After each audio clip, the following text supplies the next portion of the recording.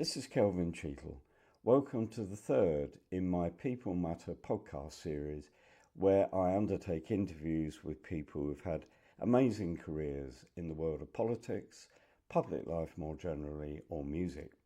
Today's guest is Chas Cronk, not an immediately recognisable household name, but Chas has played with bands such as the Strawbs, Wakeman, New Elton John, has recorded with Tony Visconti and Steve Hackett of Genesis in a career spanning 50 years. And most recently, Chas has recorded a brilliant solo album, Liberty. So let's hear a couple of snippets from that album before we chat to the amazing Mr. Cronk. Take it away, Chas.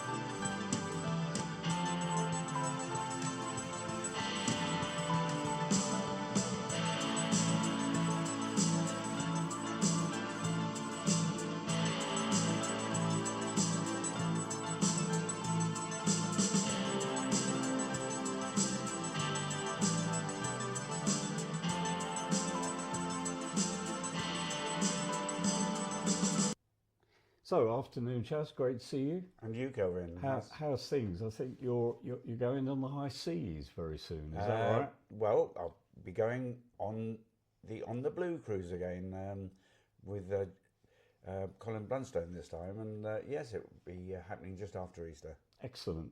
And I know from experience, having attended some of these events, it is a bit like a festival of music with all these bands together. Yeah. And do you get time to mix with the other bands? Do you catch up with people you've known over the years? Well, yes, I think you very much do, but as with people that are there just to see the bands as well, who have known for years, and there's never quite enough time. 5 days goes quite quickly from that point of view. But it's lovely to be able to have the facility, and as you say, it is a festival at sea. Really, when often you say to people, "I'm off to do a cruise," and I think they imagine you in a little cabaret lounge somewhere, and you say, well, "No, it's not like that at all. It literally is a festival at sea," and as you well know, they end up with kind of multiple performance places around the world, around the ship, and it's from midday to midnight-ish, isn't it? Really, that you can go somewhere. Someone's playing somewhere. No, it's 24/7 music if you want it. Really. It's amazing. And you're not with the Strawbs on this cruise. You're with Colin Blunstone of the Zombies. Yes. How did that come about? Mentioning Strawbs toured a lot with the Zombies during from about 2010 onwards. So got to know all the boys very well in the band. Lovely bunch of guys to tour with and be alongside. So I knew Colin then, although we knew each other from before, but at a distance really. So Colin was offered the chance to do a solo slot on this on the Blue Cruise, and he wanted to have his own band pretty much rather than rely on too many people from the Zombies, which he's done in the past, I think, once or twice. Yeah. But so currently he's got Steve Rodford, the drummer from the Zombies, will be the common denominator. He'll be drumming for Colin. But other than that, it's he really looked around the Strawbs guys. As you know, Strawbs are off the road now, not going to tour anymore. So he'd asked, and I had a word with Dave Bainbridge last year, and Dave Lambert, in fact, and then finally myself. So I mean, it could have been the three of us from Strawbs. Could have been a Strawbs reunion. Would have been in there, but currently Dave Lambert's not interested in touring or doing anything, so he didn't. So, but Dave Bainbridge is doing Colin. So it'd be me and Dave Bainbridge from the more recent Strawbs lineup, and we've got Robin Beebe on guitar. Fantastic. He'll be playing guitar for. We'll come on to talk obviously about your career with the Strawbs and other bands, but great that you're with Colin. He's still got a fantastic voice for a man in his, I think, late 70s. Absolutely stunning voice. He's always I've only known him to take it really seriously. What he does. I don't think I know many people in the more kind of pop music, if you like, whatever, rock music genre that would warm up as he would. It's very much like listening to a sort of professional opera singer or something, warming before shows, at least half an hour, maybe probably more actually. Wow. Well, good for him, and long may he run. So the fact you're going on this Festival of the Seas, if I can call it that, kind of fits very much with the theme of what I want to talk to you about, because I think if I said your name to a lot of people, they wouldn't know you necessarily immediately as Chas Cronk, but they would know the bands and the artists that you've played with, and you certainly have played a mix with a whole raft of people through British rock, folk, blues music over 50 years. So your CV is amazing, Chas, when you look at it. So I'm going to go back to the early days, if I may. I think I'm right in saying you're a local boy to West London. Is that West right? London?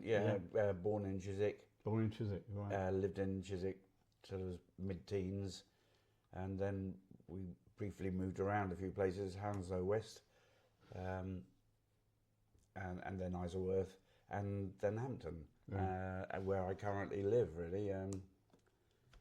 So a West London boy through and through. And we're coming to talk about the Strawbs, who are of course a very local West London band, Strawberry Hill boys as they were. So I'm going to take you way back, and tell us a bit about how you got involved with music. I mean, was it something that happened at school or at college? Did you always want to be a musician? How did your love of playing come about? Well, my mother was a concert pianist.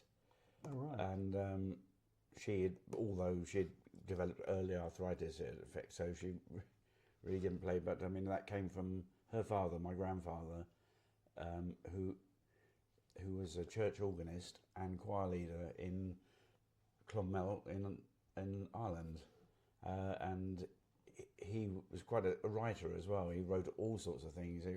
I've got copies of his handwritten sheet music from the front in the 1914-18 war. Wow. He was out there and he was writing music amidst the carnage, really. But he was a very serious church organist and choir leader for St.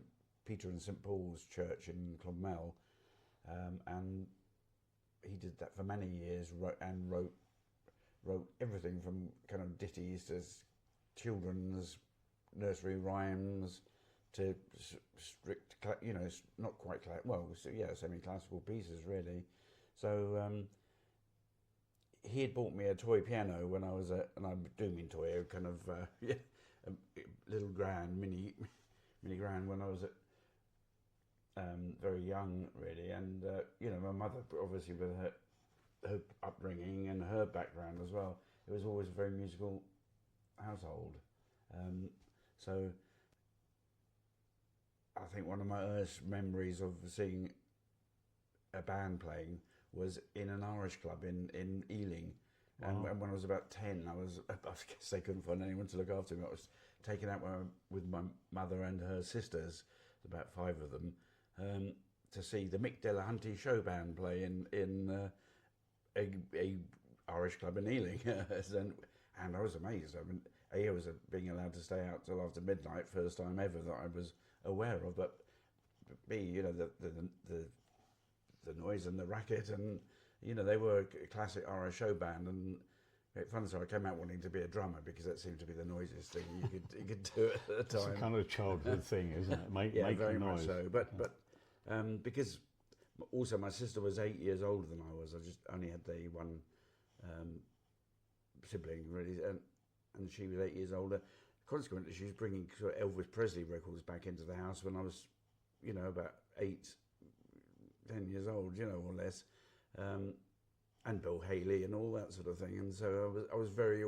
She was very much into the music trend of the time, and I picked up on that really, and probably hopefully never scratched them too badly. But when she was not out, I used to play her records. Really, I was not really allowed to, but it's really really interesting that everyone you speak to of your generation got their formative influences either from Elvis or Buddy Holly, or someone of that ilk. Yeah. Those two names are the two that keep coming up, the influences. So, did you graduate from the toy piano to a guitar at some point? I did really. I mean, I played trumpet in the school orchestra. That wasn't so good because I got crust teeth at the front, so I used to split my lip very often. I wasn't a very good trumpet player, but I guess it got seriously. Yes, I had got a guitar from when I was 9 or 10, really little one, and taught myself with the aid of things like the Burt Whedon Playing a Day book, but who must have launched 1,000 careers. Playing a Day, Playing a Day, yeah. And when I went to senior school, as such, I went there quite young. I was still 10 actually when I went there because of where my birthday falls. And so I met a friend called Sandy Lowenthal, and Sandy was a pretty good pianist, really. He was from a German Jamaican family. His mother was from Trinidad, and should I say, and his dad was a German kind of professor sort, very very learned, and Sandy was an excellent keyboard player. We formed a band very early on at school, and I showed him what guitar I knew, and he soon picked it up, and we had a band going before you knew it, really. We were writing stuff. And was that band gigging, or was it just not really, a fun school thing? I guess we're talking about 12 years old, 13. Yeah. Bit early to gig, but senior boys at the school all had a band as well, and they were allowed to do a school concert once or twice, and we thought, well, that's what we wanted to do, So we were gigging before I'd left school, definitely. And did you have any doubts that you would do anything other than music when you were leaving school? Well, I wasn't totally sure what I was going to do, really. I mean, it didn't seem to be much of a career path at the time to it. But then again, my other love was photography and cinematography, and there wasn't much of a career path there at the time. I mean, these days the media is massive, isn't it? But then I remember school career meetings, where they'd say, "Oh, you want to be a photographer? Well, there's no real opening for that. Try the RAF, aerial reconnaissance." But also the equipment would have been hugely expensive. It's not like having an iPhone with a great camera, is it? No, to get... Yeah. But that's what I went on to do. I left school, I went to college, did photography, and ended up at Ealing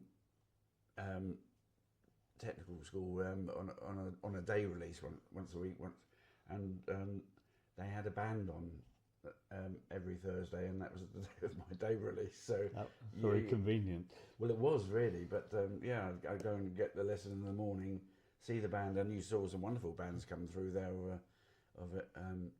Thursday lunchtime, Chicken Shack with Christie Mullen. Sadly no longer with us. Yeah, absolutely. But I remember she was one of the first ladies I ever saw playing in a band that just made you go, wow, what a voice, and really good keyboard player as well. Well, and all through her career, amazing songwriter as well. Yes. That's really interesting. So let's talk a bit about when you've left college, and we're going to talk a bit about, I think, a liaison with Elton John and his record label. So we'll move on to that. So you leave school, college, Chas, and I think you get involved in DJM Records, which stands for Dick James Music, and an artist called Philip Goodhand Tate, who I vaguely remember from my youth, one of those people who was nearly an A-lister, but not quite. How did that all come about? You know, I can't rightly remember how I first got involved with DJing, but I was all of a sudden, and yes, I was playing bass for Philip Goodhand Tate, and bass and acoustic guitar, and he was, excuse me, he was a good songwriter, really good songwriter, and a lovely voice, singer, pianist. Unfortunately, he was with DJM Records at the same time. Elton John was with DJM Records. They were quite different in a way. Philip was perhaps more the Randy Newman kind of writer, who we very much admired, actually. Yeah. Philip really did like Randy Newman. Elton John was more, I don't know, liberal. No, I'm not sure. A bit more flamboyant, perhaps. Certainly more flamboyant. But it was a brilliant time to be at DJM because they had their own studio in the place, and we did a lot of recording there and other London studios. So I made an album with Philip Goodhand Tate, which was called Songfall, and that came out early 70s. But and we went on the road. We did quite a few gigs. It was very good. The whole DJM thing was a good creative period around there. The studios, the engineers, the producers that were working there, got to work with quite a few people because of that. It sounds a bit like being a kid in a sweet shop, really. You got all these influences and studios and people. Well, yes, it's sort of. I think how it came about was that, I mean, just down the road, when I was 16, 17, I was signed to something called the Writers' Workshop, and that was set up by a producer called Denny Cordell. Oh, yes. Denny produces some big names, even at the time, really. Procol Harum, perhaps? Procol Harum. The first time I met Denny Cordell, he played us A Whiter Shade of Pale, and he just recorded it the night before in the studios. And what do you think of that? And we, well, blown away. Not worthy, yeah. But he'd heard a demo tape of me and my friend Sandy Lothar that I mentioned right at the start from my early school band. We were been writing together, and he decided that he wanted us kind of involved. The Writers' Workshop was very much a kind of, the idea was it was going to be a bit of a melting pot of all different writers and artists. And the label he had, EMI had given him the Regal Zonophone label to use. So he had The Move on his books at the time. I was there when Joe Cocker turned up to meet him and interview him, and Joe Cocker was still working as a gas fitter, I think it was, in Sheffield at the time. So there was T-Rex were there. Oh my goodness, and of course he took on a junior producer to learn under him, and that was Tony Visconti. Wow! So there came the connection, which was Tony. Tony, because Tony went on to do Strawbs and all as you know. So the very first record I ever played on was called The Running Kind by a guy called Jimmy Thomas, who was one of the backup singers on the Ike and Tina Turner show. They had the Ikettes, as everyone remembers the Ikettes, but at the time they also had a male solo singer that would take spots and do warm-up spots for everything. And Jimmy Thomas had come on over with the Ike and Tina Turner show, like Britain, and decided he wanted to stay here. He'd met Denny Cordell and the boys, and they gave him, he signed to Writers' Workshop, and there you go. Suddenly I'm playing with him. So the first record was The Running Kind by Jimmy Thomas, produced by Tony Visconti. Wow. And they needed a keyboard player for it, didn't have one, and I recommended a chap that I'd met in a music shop in Ealing, and we got really friendly, and his name was Rick Wakeman, and that was the first session he ever did, and certainly not the last. As you know, his career, Tony Visconti took one look at that, and just turned around to me and said, hey, some mate. He said, nice one. He said, and it's kind of jaw-dropping to hear all these names, because you met all these people when they weren't at all famous. No. And they were just...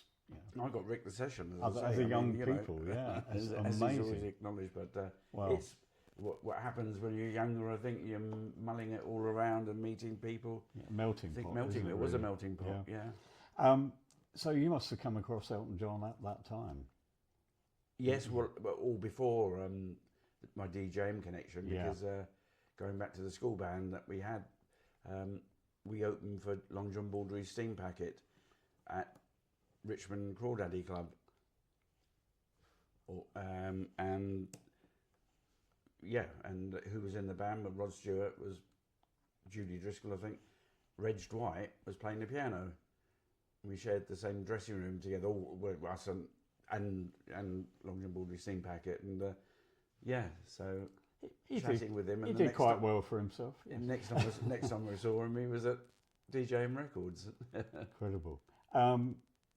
And from there, your association with Rick Wakeman, I think, continued to the point where you ended up playing on some of his albums, Six Wives of Henry VIII, which was, I mean, people will forget, but it was actually a huge hit at the time. Yes, it was, yeah.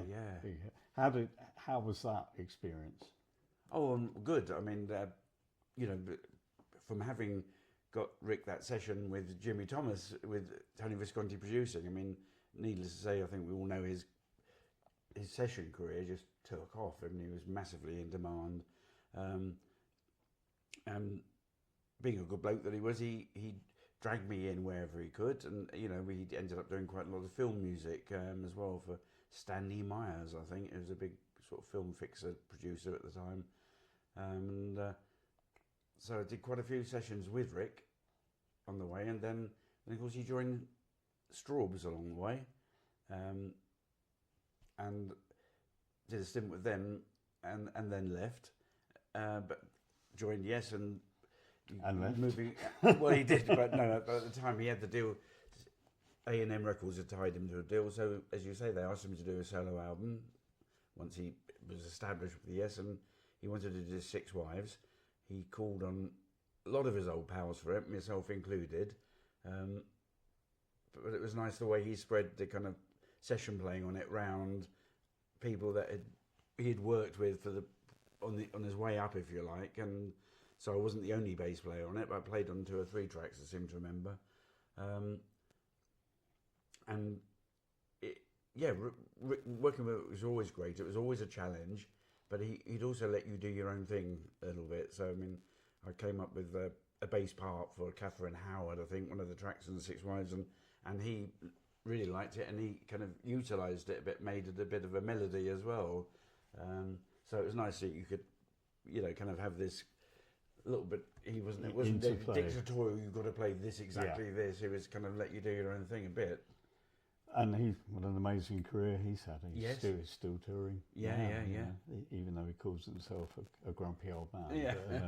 But, that's for another day.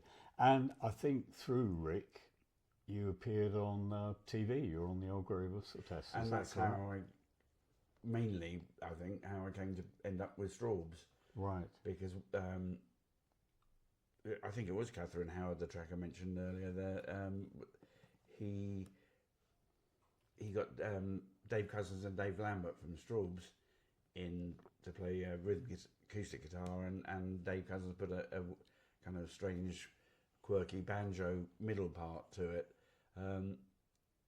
So I'd already knew Dave Lambert pretty well because of various sessions Rick had been doing over the years. He had met, from his time with Strawbs, he met Dave Lambert, and so we had often done sessions together with Rick, and so I knew Dave Lambert quite well, but I'd never met Dave Cousins at that point, even though my mother and his mother worked in the same office together at the Household Health Authority when I was a teenager. What are the chances of that? Absolutely.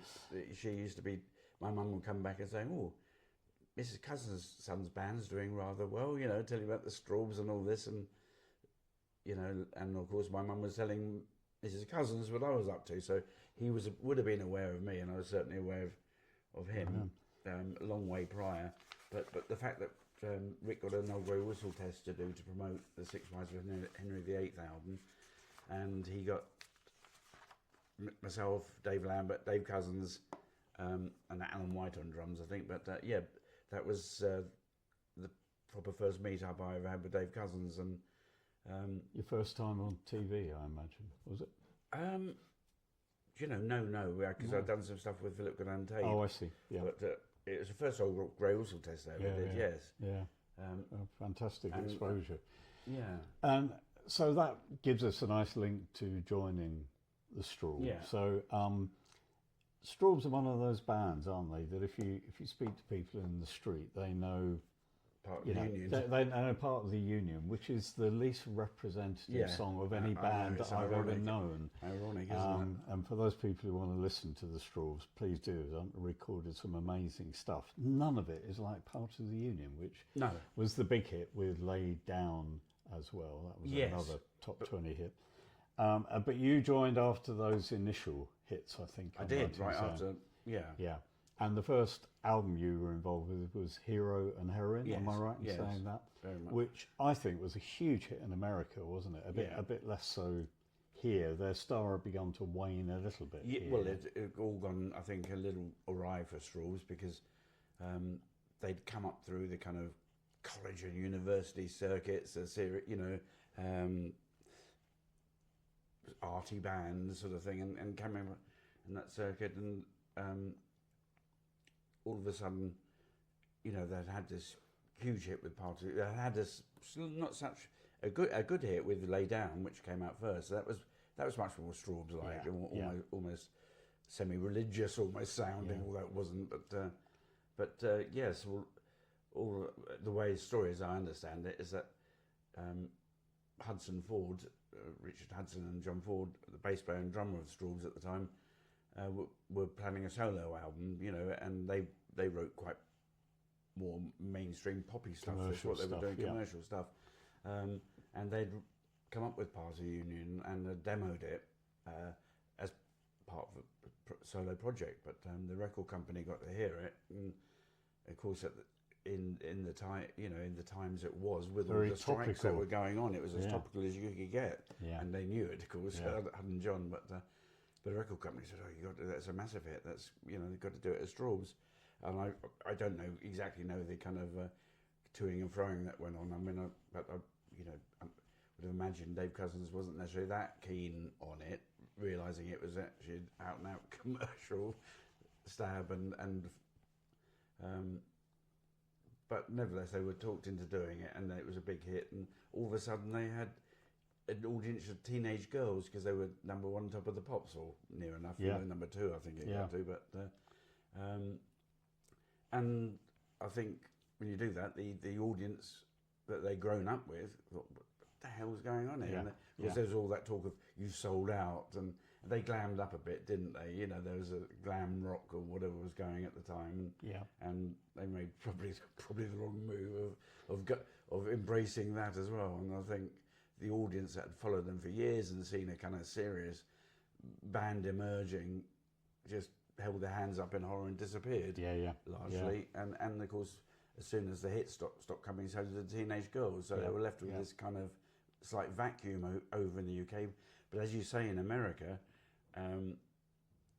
Hero and Heroine, the album, the first one I did with them, struck a chord. Struck a chord in the days of the waning days of the Vietnam War and everything. There was something about it, perhaps its bleak beauty, but it did strike a chord, and it is to this day a fine album. I recommend it to anybody. And so you were in this band who, perhaps had their best days in England, but was still very popular. Well, in the just US. Growing, really. I mean, it was everyone at their head only done one exploratory tour with the old lineup, but when Part of the Union happened here and the fallout from it meant that the kind of band did split up at the time, and Hudson and Ford went their own way, as everyone expected them to, really. Blue Weaver left at the time as well, and went on to have a pretty Bee good career. Gees, wasn't it? Yeah, he went. He ended up there, and but Dave Lambert and Dave Cousins wanted to reform Strawbs and try and get it back on track, in a sense, the way they saw it, and so I joined in 1973 along with a new drummer who was Rod Coombs from Steelers Wheel at the time, and a keyboard player called John Hawkin, who had already had quite an illustrious career, going back with the Nashville Teens and people like that. So Renaissance, I think he played with. He was. He did an early, early kind of Renaissance. Yeah. So you joined the Strawbs. You must have been touring a lot in America and straight here, away. I think. Yeah. Straight away in America. And you did Hero and Heroine, Ghosts, No Madness, Deep Cuts, Burning for You, and Deadlines, and then it all ground to a halt because Dave Cousins took a kind of bit of a career decision that changed things quite radically. Yes, yeah. I mean, I think he was toying with. I mean, business-wise, things had gone wrong for Strawbs. I'm not going to mention any names or anything like that, but towards the end of the 70s, there, we'd been touring the States a lot. We'd we were generating quite a bit of income, really, but never seemed to come back to the band somehow. The band or people around the band got us into a bit of a mess, I think, and we left A&M Records, who in a way were ideal for the band at the time, but in a sort of money influenced decision, we moved from there to a Polydor based company, and it's never quite the same again then. And but at this point, we went. Did we go to Arista or whatever? And but we started making an album, and then in fact we had made it, and it didn't come out at the time. It's called Heartbreak Hill. It was, well, to my mind, one of the best Strawbs albums I've ever made. Never quite properly finished because the money just ran out. I mean, we were, and we were dropped. We were in a bit of a pickle, and Dave decided that even though we had this album in the can, and even though Rocket Records had come in, Elton John's connected company at the time, and offered a deal to pick up in it, they loved the album. But I think Dave saw the vulnerability in the music business at that point, and commercial independent radio was emerging, and he had spent a lot of time down in Devon. He knew the score down there, and he knew a consortium that was setting up what became Devon Air, the first commercial radio station broadcasting out of Exeter, and he kind of went that way. Really, he decided to have a bit more of a suit and tie and executive job. So he either ended up being controller of or program director for quite a few commercial stations. I think he might have started at Radio Tees up in the northeast, but quite a career change in a way. And how did that make? Were you all fairly shattered at that? Did you want to continue with the band, or well, I think did you feel that it had all gone bleak? But then we offered the Rocket Records deal. I think we felt there was a way of salvaging everything through the Rocket Records deal, but he didn't do it. He didn't want to do it. So that obviously the deal didn't happen. We went off and did different things at the time. Then I went back to freelancing, and quite quickly, within a year or two, to other session work. I started working with the Steve Hackett band. Steve Hackett's band as his bass player for a while. And tell us a bit about Steve, if you would. I've had great pleasure of meeting him. A lovely, genuine. Yeah, he's a gentleman. Gentleman. Nice, really nice man. Obviously ex-Genesis himself, so he'd been part of a very big band and then established his own solo career. So how was that experience in the early 80s, wasn't it? Yeah, I think 81. Yeah. Oh, excellent. Really. I mean, really professional setup. Not that Strawbs weren't professional, but there was always something. What's the word? the unexpected could happen a bit too often with Strawbs and with Hackett, and with Steve Hackett. What a great crew, what a great production, what a real. And I got the pleasure of working with Ian Mosley, who joined him at the same time I did on drums, and Ian and I had started doing quite a few sessions together. So it was, and in fact that's how we sort of got the gig. We were working at a Redan Recorders, which was a recording studio in Bayswater at the time, and Steve Hackett was in Studio 2, or the other studio there, recording his Cured album. Oh yes. And that's the first one, because of modern technology on the rise, he decided he wouldn't have a band as such for this. He did it with Nick Magnus, and with a lot of programming involved, drum programming and stuff. So we met at the studios there, and we got on very well. And the next minute, he's asked Ian and I if we would care to go out on the road with him. You'd be his band, so we did. Great experience, and another survivor still touring today, doing very well for himself. Yeah, even with better. Quite a following. Strength to strength, really. I think. Yeah. No, he's a fabulous player. Good for him. Great to see. A very genuine man. Yeah, lovely guy. So around this time, I think you start to get more involved and interested in the production technical side of the business. Yeah. How did that come about? I mean, obviously you've been in studios and been involved in music production, but what was the key? I think all through the 70s, with all the albums we made with Strawbs, it was an aspect of the whole business which fascinated me really.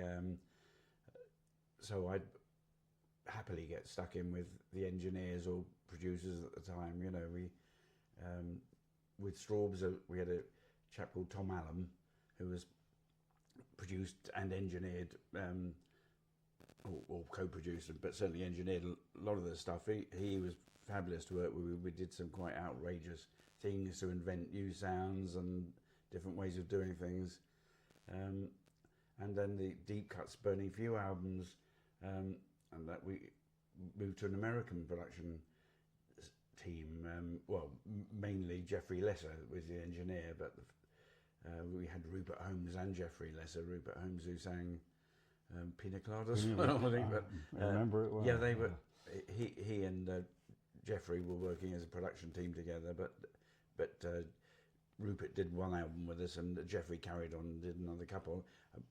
Brilliant engineer. Learned so much from him, and I'd be up late at night with him. He'd often spend a couple of hours in the control room after a day's recording, just playing with things, and he and I got on really well, and learned a lot from there.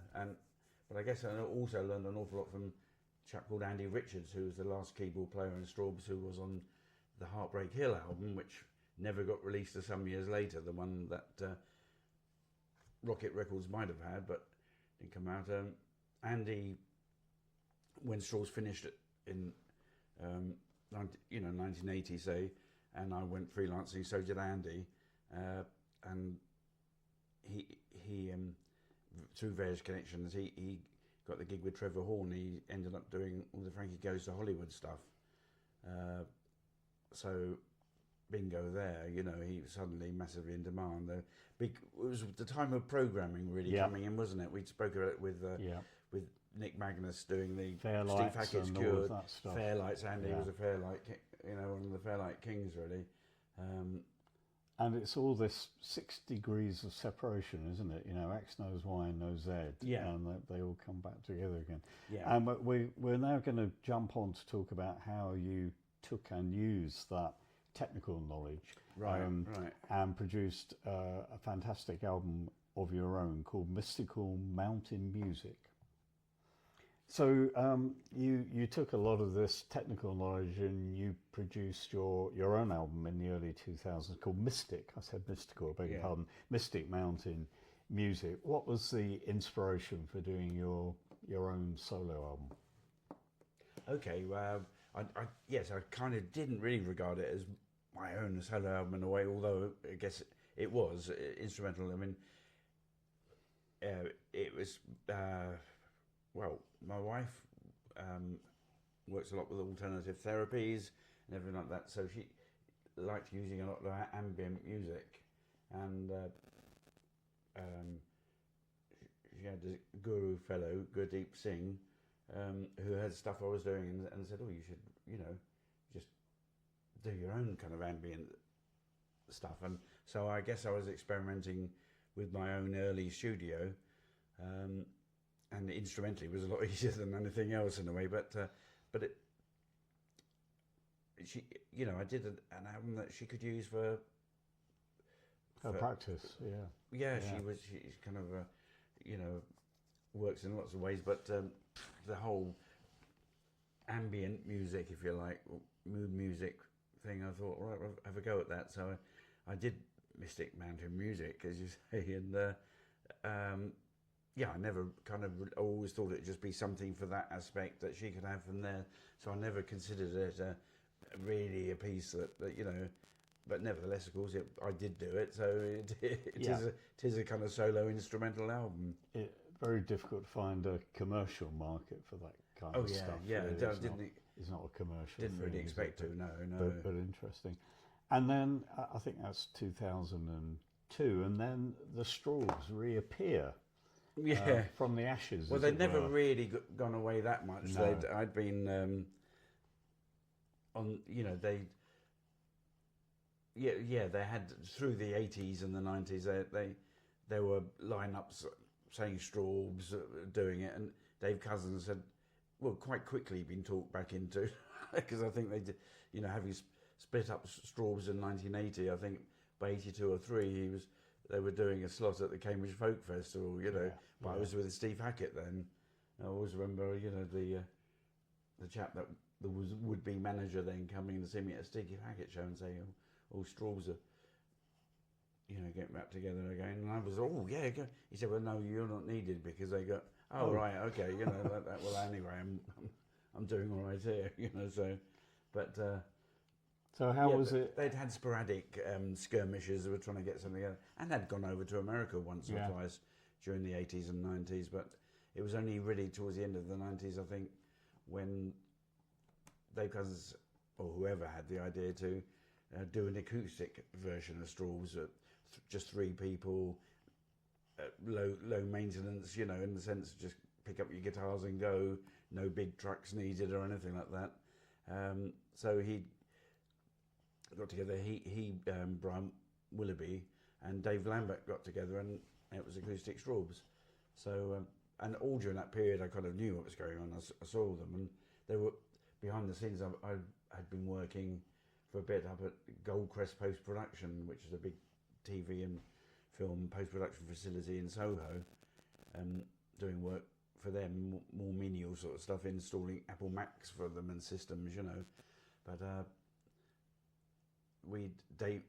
someone had come up with the 16mm film, or it might have been 35mm, but I think 16, of a concert that we did in Japan in 1974 or something. What condition was that in? Was it good? It was. Yeah, wow. The soundtrack wasn't too good. That needed a bit of work. And I took it into Goldcrest, and they had looked at them and they specialised in that sort of thing, and so Dave Cousins had me involved behind the scenes in various things allied to Strawbs, Strawbs little projects. So I wasn't that far away from them, but yeah, so I hadn't really considered that. It was only in 2003-4 when Brian Willoughby decided that he wanted to concentrate on his career with his wife, Catherine Craig. They had a duo going, and when he decided that he was to pursue that full time, the position came up in Strawbs, and they asked me to step in, so.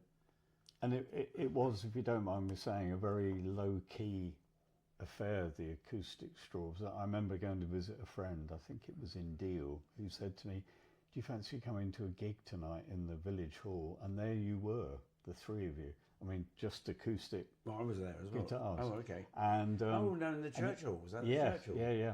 And it was, I mean, it was lovely, very good. But it was as low key as you could have got. Probably 150 people there.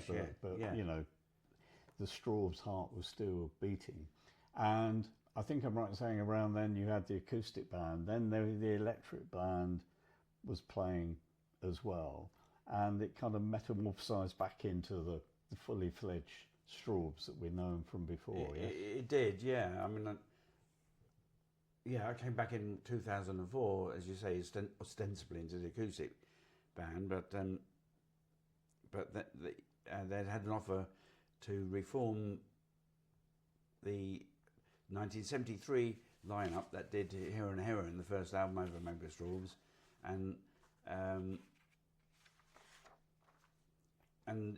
we did. we did. Same year I joined the acoustic band. The electric band went out on tour in America and headlined Nearfest, which is northeastern arts rock, progressive rock festival, which is great. So and basically from then on, Strawbs toured out there at least once or twice a year in North America. So you were back as a Strawb, and a whole run of albums, a very productive period. Yes. Again, The Broken Hearted Bride, Deja Vu, Ferryman's Curse, a whole range of albums, some of which did quite well. Yeah. In their genre. Have you got a favourite of that period? Oh, what, the 2000s? Yeah, if you like. After you rejoined, yes. I'd say Ferryman's Curse. Yeah. It's a very good, very good album. No, I think that was good for a variety of reasons, really, but mainly for me is first album we did with Dave Bainbridge came in on keyboards, and we hadn't had an absolute settled keyboard player in a while. The rest of it had become quite settled. Tony Fernandez was by then on drums full time. There's me and Dave Lamb, but we had sort of session keyboard. Or I wouldn't. They're too good to describe them as session players, but people like John Young had come in and held the fort down on keyboards for a bit. But he had other things to do. He was never full member. But Dave Bainbridge kind of came in and really got hold of what Strawbs were all about, sound-wise and style-wise, and was also a terrific undiscovered talent. Not undiscovered as those that knew him, but he wasn't. Not a mainstream. Not mainstream, talent, really. No. And then we hit dreaded lockdown. Yeah. And you amuse yourself. I think there's a Strawbs album going on, but you start recording your own solo album. Yes, I did. Liberty. Yes. How did that come about? Because of lockdown and everything like that, we all had time to do things, didn't we? So one of the things I did do was decide that I needed to clear up my studio and tidy it up, repaint, redecorate it. I remodeled the studio, shall we say, and nice new bit of fresh energy in there, and that coupled with the time we had in our hands, because I'd never ever felt that lack of pressure to be, we've got a gig coming up, tour coming up, album to do, this. So I got down to a serious little bit of writing, really, and the first, I just got a new guitar just before lockdown, and that, you always find new guitars are inspirational to be able to play along and get ideas, and the first song I got down was, in fact, Liberty, the title track of the album. So, I did that, and then, of course, as you say, Strawbs were making albums, and that was taking a bit of time out, but I put Liberty up on social media, and I didn't really interact with social media at all, really, before that.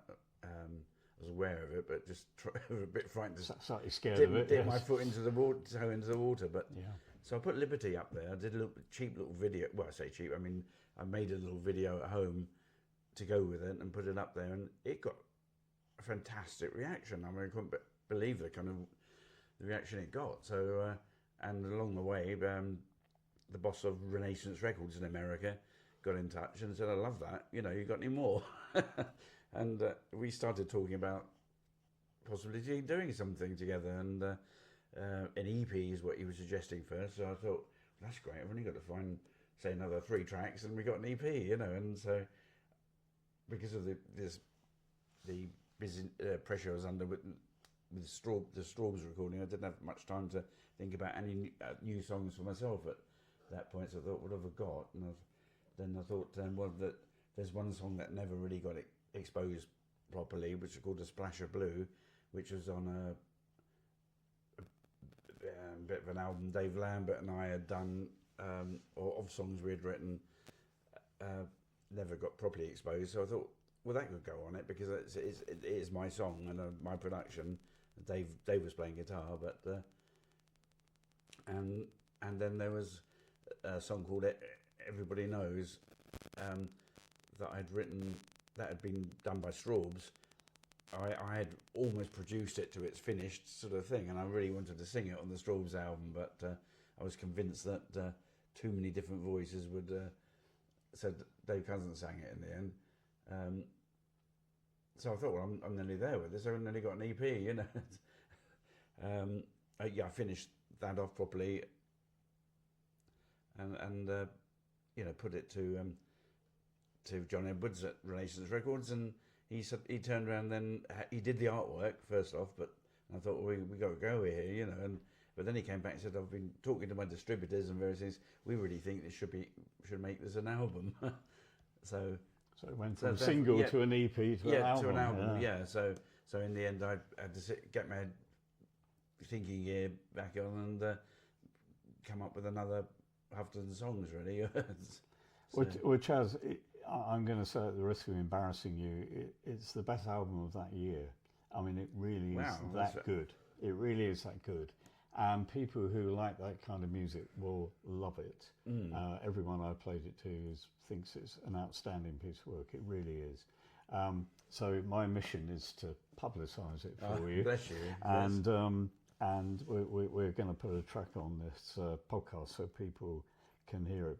But it's a great piece of work, and I love the sounds that you get there. Very very authentic, original sounds. So, bring us up to date. You're going off on the Blue cruise. Yes. Yes. What are your plans after that when you're back in hopefully a slightly sunnier England? Yes. Yeah. It hasn't quite got there yet, is it? But